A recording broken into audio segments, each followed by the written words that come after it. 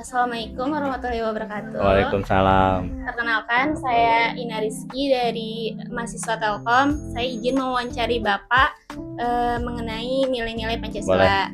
Sebelumnya dengan Bapak siapa? Saya sama Yus. Bapak Yus. Bapak ini di bidang bisnis apa? Untuk sekarang yang kita jalani ini produk bisnis jual online, produknya dari impor. Dari impor dari Cina. Oh, impor dari Cina. Hari ini kami akan membahas mengenai implementasi nilai-nilai Pancasila di kalangan bisnis.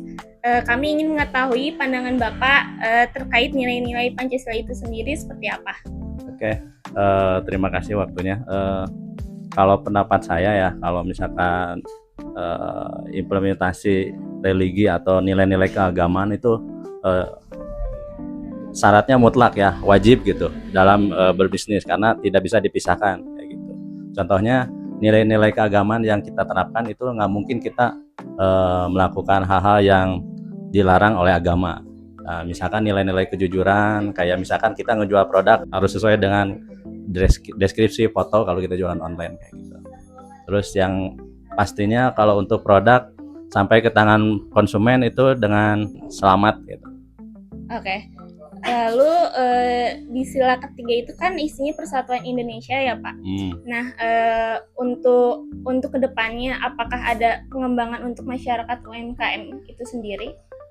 Kebetulan kalau saya tuh hari ini masih fokus di impor barang dari luar negeri. Tapi kedepannya kita pastinya ada kepikiran dan udah ada plan untuk mengembangkan produk lokal atau budaya lokal. Kita tuh saat ini untuk produk lokal, produk impor juga kita nggak menutup diri untuk membuka barang. Artinya kita bisa berkolaborasi dengan produk dalam negeri kayak gitu.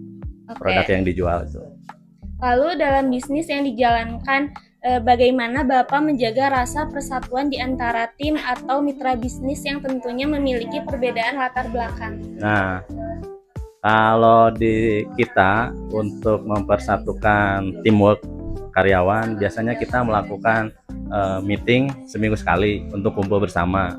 Terus diantaranya kalau yang paling penting menurut saya tuh dalam menjalankan bisnis supaya anggota atau setiap stakeholder itu berjalan dengan lancar, yang paling utama itu komunikasi yang harus diterapkan kayak gitu. Komunikasi biasanya kita menggunakan aplikasi di WhatsApp group, jadi biar semua karyawan bisa menyampaikan apa yang mau disampaikan, ide atau apa tugas yang kita sampaikan juga ada kayak gitu. Oke. Lalu apakah bisnis ini menyediakan harga yang terjangkau atau layanan kepada pelanggan dari berbagai kalangan?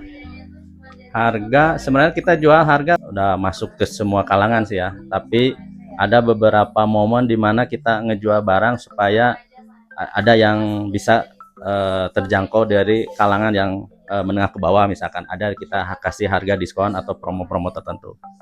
Oke. Lalu apakah Bapak merasa bahwa gaya hidup global mempengaruhi strategi bisnis? Jika iya, bagaimana Bapak menyeimbangi dengan nilai-nilai dalam Pancasila? Budaya kekinian ya? Iya. Ya, kalau budaya kekinian sangat mempengaruhi ya. Karena kita juga harus tahu tren ke depan, kayak misalkan budaya orang belanja sekarang itu kan tanpa memikirkan panjang gitu. Sebenarnya itu jadi kesempatan buat pelaku usaha bisnis. Jadi kita bisa mempersiapkan produk mana gitu yang bisa pembeli atau customer membeli dengan supaya laku cepat kayak gitu. Mungkin cukup sekian dari kami. Terima kasih banyak atas waktu dan jawaban Bapak. Semoga wawancara ini dapat memberikan wawasan yang bermanfaat untuk mendukung penguatan nilai-nilai Pancasila dalam bisnis. Sama-sama, terima kasih.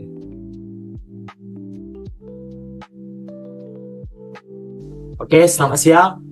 Sebelumnya perkenalkan, nama saya Dev Giovanni Simberi Milala dari jurusan D4 Teknologi Rekayasa Multimedia dari kelas D4 SM4604. Jadi pada siang hari ini saya akan mewawancarai sosok yang ada dalam ranah hukum. Jadi untuk Bapak Hans boleh memperkenalkan diri terlebih dahulu. Baik, nama saya Hans. Saya adalah seorang calon advokat yang sudah menyelesaikan pendidikan sarjana hukum maupun ujian profesi advokat. Itulah perkenalan dari saya. Terima kasih Pak Dev. Oke, mungkin kita langsung saja ke dalam inti pertanyaannya, Pak. Jadi, pertama itu saya ingin bertanya kepada Bapak. Tolong Bapak bantu sebutkan dan jelaskan nilai-nilai yang terkandung dalam sila Pancasila itu. Menurut pemahaman dari Ya, Bapak. kalau menurut pemahaman saya, kan kita di Pancasila ada 5 sila, gitu.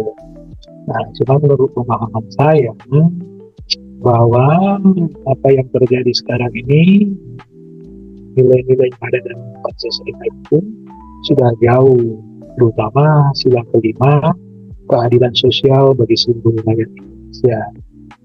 Nah, jadi kalau saya ditanya, seharusnya meskipun dia di dalam urutan paling terakhir, nah nilai-nilai keadilan sosial ini harusnya paling utama.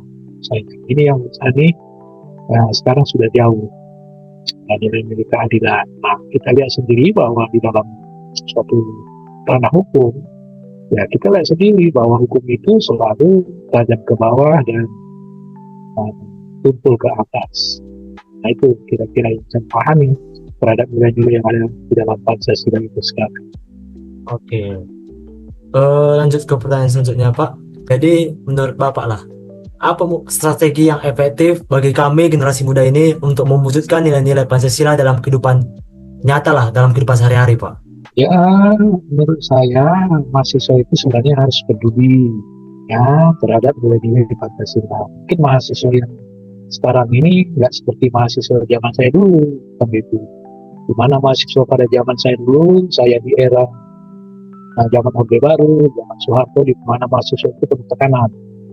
Nah, terus yang mungkin kalian belum lahir tahun 1988, di mana itu reformasi dimulai. Nah, saat ini reformasi itu mandek, dan mahasiswa itu saya kritik sendiri. Nah, mungkin untuk zamannya Pak Dev ini yang tidak begitu peduli terhadap nilai-nilai Pancasila. Gitu. Sekarang contohnya misalnya seorang koruptor mau dibebaskan, tidak ada itu mahasiswa yang bersuara. Nah, bagaimana nilai keadilan itu bila dibandingkan dengan pencuri ayam? Nah, gitu. Jadi nilai kritisnya menurut saya sih sangat jauh berkurang. Tetapi terima kasih saya sudah diundang ke wawancara ini, minimal bisa dibahas di lingkungan Pak Dev ini. Oke. Itu kira-kira tanggapan saya. Nah, bolehlah karena saya calon pengacara, yang boleh juga nanti kalau ada undangan ke saya, boleh kita bicara dan berdiskusi. Boleh, Pak. Boleh, Pak. Jadi kesimpulan yang saya dapat. Baik. Ada lagi, Pak? Sudah ada, Pak. Jadi kesimpulan yang saya dapat. Jadi dalam kehidupan mahasiswa seperti kami sudah mulai minim ya, Pak, dalam seputar-seputar dalam hal kayak keadilan seperti itu. Kurangnya rasa empati.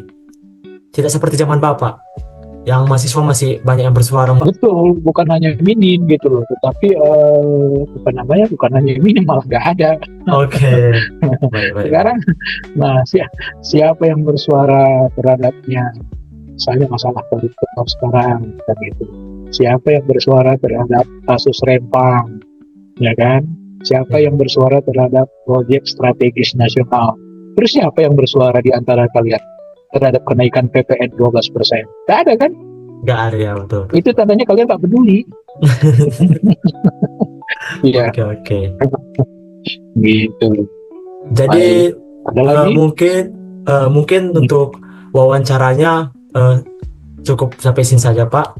Sebelumnya saya mengucapkan banyak terima kasih, Pak, udah menyempatkan waktunya untuk membantu kami dalam mensurvei seputar Pancasila dalam kehidupan sehari-hari. Mungkin dari saya Dev Giovanni Simbering Melala mengucapkan banyak terima kasih. Jikalau ada sepatah dua kata saya yang kurang berkenan, mohon dimaafkan. Terima kasih ya, Pak.